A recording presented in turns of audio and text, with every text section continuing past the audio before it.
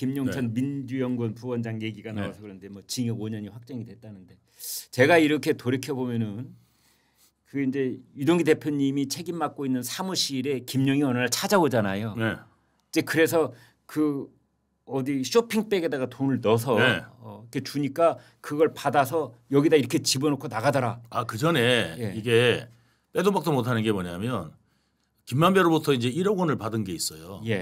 그래서 이제 정진상한테 이제 이거 그 1억 원은 뭐 5만 원짜리 받습니까? 5만 원짜리입니다. 그 5만 원짜리 1억 원 쌓아놓으면 어느 정도 돼요 부피가? 무게가 2kg입니다. 한 이 정도 되겠네요. 그럼 한 목침만 하면 지금 요만한 이제 상자. 요만할까요? 요보다 조금 더 작은 상자. 요만한 조금 작은 상자. 딱 다 들어갑니다. 아. 그래가지고 이제 옆으로 쫙 세워서 딱 다 들어갑니다. 다 들어가고. 예. 그럼 그거를 이제 어디에 쌓아야 될 거 아니에요? 아니 그래가지고 이제 그게 이제 뭐냐면 이제 1억을 받았는데 1억을 받은 것 중에서 7천만 원을 이제 김용주라고 그러더라고요. 조직 관련다니까. 그래서 이제 김용이 맨날 이제 죽는 소리 했는지 정진상이 주라고 그래가지고 우리 사무실에 왔을 때 그때 누가 있었냐면 남욱하고 정민용이 있었어요. 아 맞아요. 네네. 그게 이제 2월 달이에요. 그래 2월 달에 와가지고 이제 저기 그 오자마자 한 5분 있다 갔거든요. 그때 이제 돈을 갖다가 누가 5분 있다가요? 김용이 그냥 돈만 받고 바로 가버렸네. 앉아서 차 한 잔도 안 마시고. 차도 안 마시고 그냥 잠깐 이야기하다가 그냥 돈 받으러 왔으니까 돈만 가지고 갔죠. 그냥 가져갔는데 그때 이제 그 쇼핑백 가져가는 걸 봤는데 그 쇼핑백이 그 남욱은 그게 무슨 백화점 쇼핑백인 것도 기억하더라고요. 아 그런 얘기 한때 있었어요. 그때 무슨 쇼핑백이라고 백화점 이름까지 나왔어요. 뭐 현대백화점인가 무슨 저기 신세계백화점인가 저는 그런 걸 잘 몰라요. 그냥 쇼핑백인가 보다만 주변에 뭐 이게 있으면 뭐 거기 넣어서 주는 거죠. 그래가지고 이제 그거를 이제 보고 했잖아요. 그래서 가져간 적이 있어요. 그래가지고 가져간 거를 갖다가 이제 7천만 원 가져간 거 본 적이 있어갖고 저기 돈을 이렇게 유동규가 주나 보다. 이게 생각을 해가지고 그때 이제 김용이 요청한 20억 중에서 그때 이제 돈이 8억 4,700만 원인가 왔는데 그 중에서 이제 6억이 1억은 이제 저기 남욱이 돌려갔고 그다음에 그때 6억이 김용한테 전달됐죠. 그걸 갖다가 이제 검찰도 인지를 못하는 내용이었는데 제가 보니까 가짜 변호사 보낸 게 김용 라인에서 왔다는 거를 좀 맞아요. 그때 알게 됐어요. 그래갖고 내가 김용이 도와주러 왔다고 생각을 했는데 아니 그러니까 그냥 이놈 봐라 이러는 생각이 들잖아요. 그래서 김용 거부터 분 거예요. 그러니까 처음에는 이제 그쪽에서 변호사를 보내줬다 하니 고마운 마음으로 만나봤는데 하는 얘기를 들어보니까 도와주기는커녕 내가 어디까지 불고 있는지를 알아내려온 것이다. 항상 내가 이제 무슨 생각을 하고 있는지, 무슨 생각을 하는지, 검찰에 무슨 얘기를 하고 있는지 하고 있고 그다음에 내가 이제 어떻게 내가 이제 변론할 준비를 하고 있는지, 나를 탐지하러 온 놈이다. 그다음에 이제 이재명 요번에 이 사건 터졌는데 이걸 어떻게 하면 좋겠는지. 예를 들어서 이제 그때 당시에 이제 뭐 그 사장을 잘랐다. 이거를 좀 어떻게 하면 봐가면 되겠냐. 그리고 이제 그 유한기 본부장 사망했을 때도 이걸 어떻게 하면 좋겠느냐. 이런 식으로 이제 늘 그때 그러니까 제가 나중에 되니까요. 그 변호사 이름이 있는데 그 변호사는 내일 그 변호사 올 거예요. 그러면은 교도관한테 이야기하면 진짜 접견 들어왔어요. 이 정도 맞출 정도로 TV에 딱 나오면 내일 오겠구나. 김모 씨, 김민모 씨. 오늘 저녁에 이런 이재명 대표에게 불리한 뉴스가 나오는 걸 봐서 내일 날 보러 오겠구나. 내일 오겠구나 싶으면 딱 와요. 그래서 딱 맞출 정도로 나중에 됐어요. 그래가지고 지들끼리도 이야기하잖아요. 이게 녹취록이 나왔는데 누가 이제 녹취록이 아니라 이제 그게 나왔는데 저기 그 김만배 쪽 김만배 쪽 사람하고 김만배 쪽 사람으로 누가 나가냐면 최우양이라는 사람이 나오고 이제 이재명 쪽에서 누가 나가냐면 한 달이 걸쳐서 항상 일을 하는 거예요. 그러니까 백종선하고 그다음에 이제 경찰대 코나이 거기에 그 저기 중국 법인장이었던 박병구 경대 일기 출신이죠. 황운하고 친구고. 그분들은 잘 모릅니다. 이제 그분들이 있는데 이 코나이에 연관이 있던 사람이에요. 그래서 이제 그 코나이가 어떻게 하루아침에 그날 되겠어요. 농협을 뚫고. 그래서 이제 그 사람이 나가가지고 유동규에 이제 어떻게 지내냐 이걸 물어봤더니 요즘 대선 끝나고 좀 확인을 못했다. 곧 확인해 보겠다. 이런 이야기 하는 것까지 메시지를 주고받은 게 압수수색 과정에서 다 나왔어요. 하. 예. 그러니까 자기들끼리도 그 그룹 안에서도 유동규 변호사들 라인이나 그다음에 이재명 그 전체적으로 측근 사이에서도 이제 뭐냐면 유동규 어떻게 지내냐. 그러면 지금 여기 와서 이야기하고 계시는 것도 그쪽에 모니터하고 있겠네요. 다 하고 있죠 지금. 네. 예. 아, 우리 저 지난번에 구독자 한 분 늘어서 좋네. 아니 지난번에 구독자 한 명이 아니에요. 뭐 저희 유동규 TV 지금 뭐가 안 되냐면 네. 그 구독자한테도 알람이 안 가요. 아, 그렇습니다. 예, 알림 설정을 해놔도 구독자한테도 안 가는데 알림이 안 온대요. 그런데 이제 구독자들이 계속 그래요. 그래가지고 알림이 안 와고 이제 본다 그러면서 막 그런 게 쭉 떠요. 네. 그런데 개딸들은 엄청나게 들어와요. 그래서 요즘에 제 구독하는 줄 중에서 한 50%가 개딸일 거예요. 예. 그래서 제가 아이고야. 개딸들은 어떻게 알람 설정을 안 해도 이렇게 올 수 있나 네. 참 궁금합니다. 우리 그 구독자 여러분들도 개딸들처럼 열심히 정말 모니터링 해주시면 좋겠어요. 자, 그 이재명 대표가 결정적으로 우리 유동규 위원장님한테 가슴에 못을 박는 소리를 한 대목이 저는 그때까지만 해도 우리 유동규 대표님은 그래도 나는 이재명하고 인간적으로 친한 사이라고 생각을 하고 계셨을 무렵인데 네. 그때 어느 방송인가 나와서 그 사람 내 측근 아닙니다. 내 측근이라면 정진상, 김용정들은 돼야죠. 이 말 했을 때 심정이 어떠셨어요? 그것뿐만 아니라 뭐라고 그랬냐면요. 예. 지금도 김용에 대해서 사과를 안 하고 있고요. 김용이 지금 이제 측근이면은 유동규가 제가 이제 그 구속됐을 때만 해도 제가 이제 그 거기서 감옥 안에서 봤는데 네. 그때만 해도 내 측근 아니니까 난 사과 못 해. 그 사람 내 측근 아니라서 내가 사과할 이유가 없어. 그랬었는데. 이런 식으로 이야기를 했어요. 측근이면 김용하고 정진상 공문 돼야지. 이렇게 이야기를 했었어요. 네. 그리고 유동규는 내가 그런 사람인지 몰랐다. 그 정황을 보고 구속되는 걸 보니까 그 사람은 범죄가 있는 게 거의 확실한 것 같다. 이렇게 해버렸어요. 자, 그렇다면은 그런데 김용에 대해서는 지금 2심 나왔는데도 불구하고 사과도 안 하고 있고 뿐만 아니라 뭐냐면 아직까지도 누명 쓴다가 거꾸로 이야기를 하고 있어요. 그러면 정진상하고 김용은 현재까지도 계속 최측근은 아니다 이렇게 보세요? 아니죠. 정진상은 최측근. 아니 정진상하고 김용인 틀려요? 레벨이 다르죠 당연히. 레벨이 어떻게 달라요? 정진상은 모든 내용을 다 알고 있습니다. 이재명의. 그러니까 이게 말하자면 그 이재명이 일하는 습관이 어떤 거냐면 다 보면은 점조직으로 일을 시킵니다. 그러니까 예를 들어서 점조직이요? 예. 그러니까 이 일을 하면은 이 일은 예를 들어서 제가 개발 일을 하는데도 불구하고 거기 그 정자동 호텔 있잖아요. 네. 그 자기 친구한테 저기 정진상 친구한테 그게 갔지 않습니까? 압니다. 네. 예, 그 정자동 호텔 같은 경우는 제가 몰라요. 어떻게 진행되는 상황을. 정말요? 예. 성남 도시개발 성남 FC도 몰라요. 하는 일은 거의 손바닥처럼 보고 계시잖아요 그때 다. 그런데도 몰라. 그러니까 아예 딱 비밀로. 칸막이가 다 칸막이가 돼 있어요. 예. 그래도 정진상하고 김용은 서로 다 이게 모든 걸 공유하고 있었을 거 아닙니까? 아니다. 전혀. 그래서 완전히 사일로 이펙트가 확실합니다. 그래서 이게 딱 그 칸막이가 그러면은 설쳐 있습니다. 김용은 이재명 대표한테 버림받았어요? 아니요. 김용은 버림받은 게 아니라 사실상 버림받았는데 버림받은지 모를 거예요. 김용은. 어머나. 이건 또 무슨 얘기예요? 이게 뭐냐면 김용이 만약에 버림을 안 받았으면 정진상은 자기 재판으로 끌고 왔습니다. 정진상으로서 이재명하고 같이 재판받고 있어요. 대장동. 네. 그다음에 하다못해 이제 뭐까지 같이 받고 있냐면 그 뇌물 수수까지도 같이 재판을 받고 있어요. 법정에서 같은 운명 공동체처럼. 그런데 김용만 떨어뜨려 놨잖아요. 김용은 떨어뜨려 놨잖아요. 그래서 김용이 빨리 재판이 끝난 거예요. 넌 네가 혼자 살아나려면 살아나고 죽으려면 죽어라. 근데 변호사는 이제 붙여주고 가지고 김용 계속 감시했던 거죠. 그리고 이제 김용은 지가 감시받는 지금 몰랐다. 아니죠. 근데 알았다 하더라도 불기가 쉽지가 않다고 말씀드렸잖아요. 불면은 그때부터 이제 김용도 적대는 거고. 그때부터 김용도 우리 유 대표님처럼 제 입장 되는 거죠. 그러니까 김용도 선택을 해야 되겠는데 그 선택을 못 하겠죠.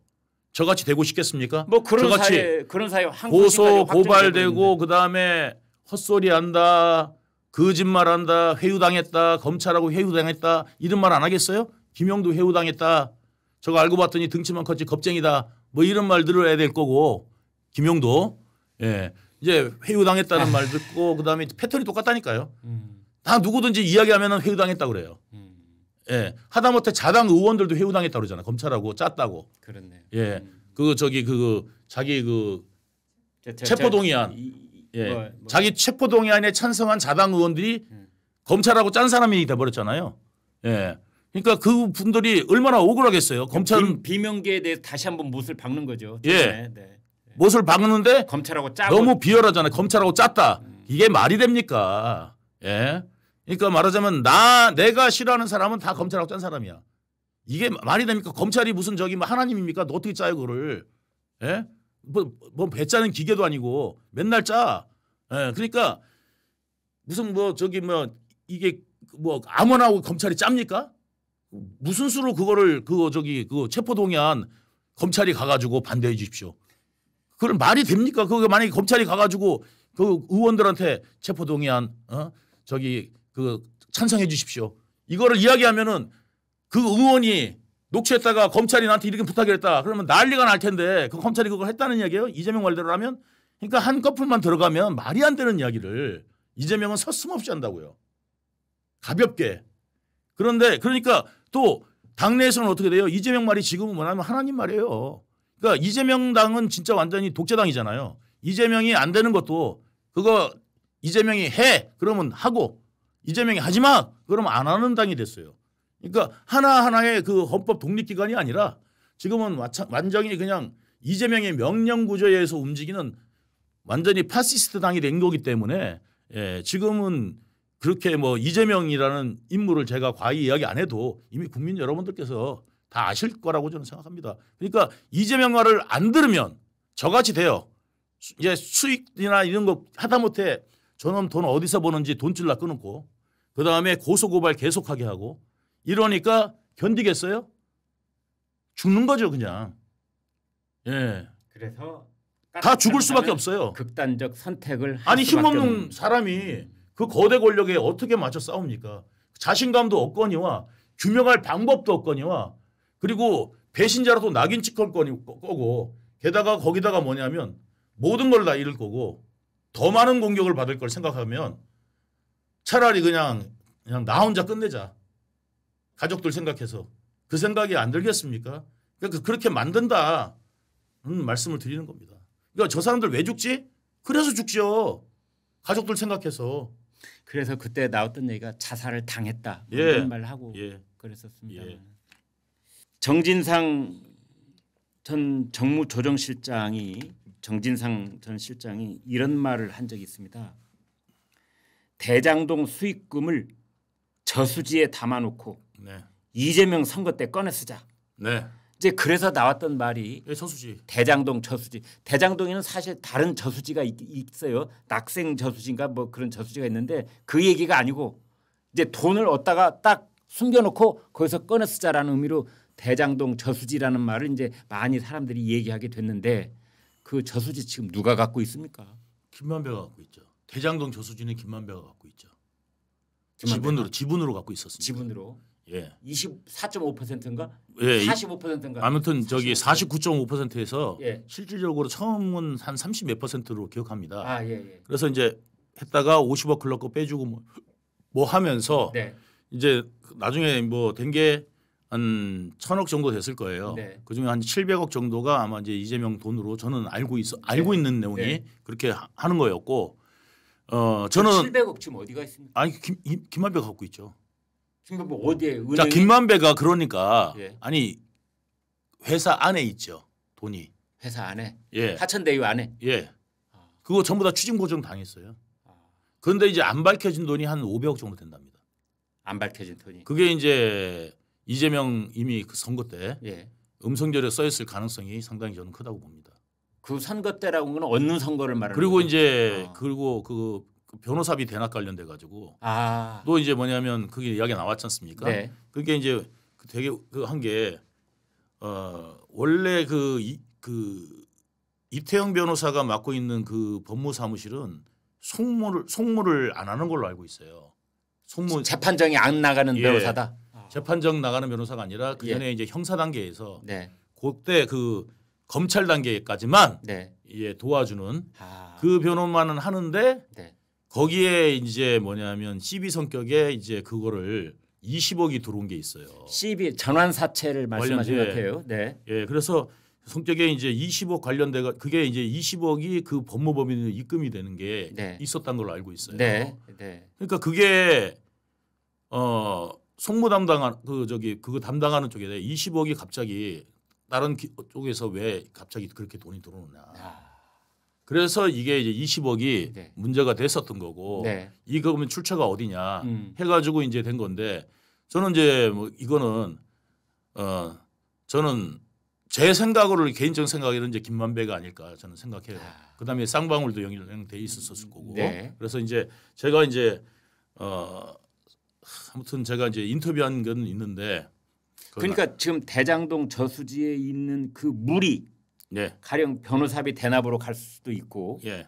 선거 때 안 썼을 리는 없어요. 선거 때도 그 돈이 흘러갈 왜냐하면 저한테만 이야기 안 했지 김만배하고 그러니까 예를 들어서 김만배하고 저하고만 아는 사이가 아니라 네. 정진상하고 김만배랑 아주 가까운 사이고 나중에 녹취를 들어보면 김만배는 우리 유 대표님을 아주 안 좋게 얘기를 하더라고요. 예, 저는 그냥 꼬봉으로 보고 이재명 꼬봉으로만 보고 위에 정진상이 있으니까 정진상하고 대화를 주로 하죠. 그러니까 김만배 입장에서는 나하고 맞상대는 정진상과 이재명이고 유동규는 심부름 하는 사람이에요. 예. 그 밑에 왔다 갔다 하는. 그렇게 여긴 게 녹취록에 나오지 않습니까? 네. 내용을 들으면 그 새끼는 어쩌고. 그러니까 이제 그 관련돼 가지고 이제 그 나는 항상 표현할 때 그분이란 표현을 안 썼습니다. 네. 그 새끼 개 이렇게 이제 표현을 썼는데 자기들끼리 있을 때 내 앞에서는 그런 적은 없어요. 네, 네. 예, 물론이죠. 물론 네. 그러다 주먹을 한 대 맞을 수 있으니까. 예. 제 앞에서 아무리 김만배 제가 오늘 유동규 대표의 그 악수할 때 손을 만져봤더니 손이 저 골프 선수 최경주 선수 만질 때처럼 이렇게 소뚜껑 이렇게 손이 아주 묵직해서 주먹 딱 쥐면은 파워가 상당할 것 같습니다. 그래서 이제 이게 그래서 이제 그 김만배가 자기가 한번 그 일한대요. 예전에 이제 뭐 이렇게 만났을 때 자기가 태극권을 배웠대요. 아 그래요? 그래갖고 얼마나 하는지 한번 스파링 한번 해보자. 그래가지고 태극권 하니까 딱 이러면서 이러더라고요. 그래가지고 내가 그래갖고 바로 태클 걸어가지고 좌파트를 놓고 안바 한번 걸었거든요. 그런 적이 있어요. 그러니까 아니 내 앞에서는 야 뭐 그런 거 못하죠. 그러니까 근데 이제 뒤에 정영학한테 가갖고 그 새끼는 걔는 뭐 어쩌고 이제 글쎄요 아주 걔들은 뭐 심한 말들을 했더라고요. 심한 말을 하더라고요. 그러니까 그런 사이인데 만약에 제가 도움을 줬으면 김만배가 그렇게 했습니까? 정진상하고 김만배가 정진상 이재명하고 친하니까 나한테 그렇게 얘기하지. 만약에 정진상 이재명하고 안 친하고 김만배가 나한테만 도움을 받아서 그 사업을 성공시켰다면 저를 은인으로 대했을 거 아닙니까? 아니면 최소한 욕은 안 할 거 아닙니까? 예.